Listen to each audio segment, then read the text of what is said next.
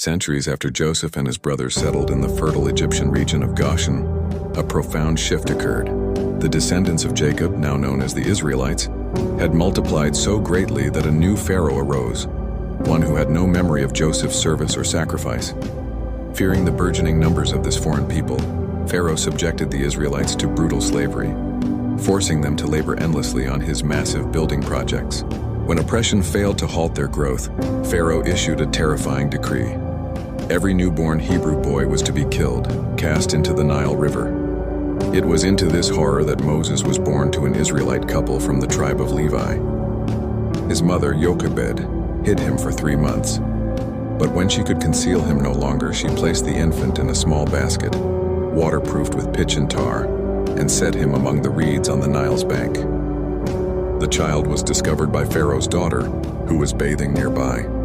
Recognizing the baby as one of the Hebrew children, she took pity on him. Moses' older sister Miriam, who had been watching from a distance, cleverly offered to find a Hebrew woman to nurse the baby.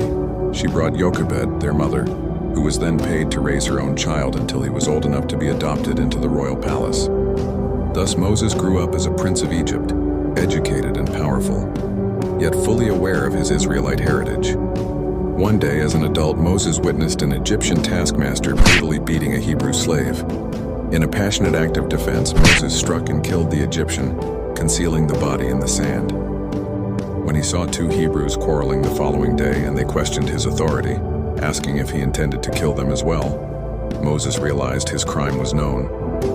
Fearing Pharaoh's retribution, he fled Egypt and journeyed to the land of Midian, where he settled and became a shepherd, eventually marrying Zipporah, the daughter of a local priest named Jethro. 40 years passed while Moses tended his flocks. One day on Mount Horeb, the mountain of God, he saw an astonishing sight: a bush burning fiercely yet remaining completely unconsumed by the flames. As Moses approached, the Lord called to him from the bush, identifying himself as the God of Abraham, Isaac, and Jacob. God declared that he had seen the suffering of his people in Egypt and was now sending Moses back to demand their release and lead them to the promised land, a land flowing with milk and honey.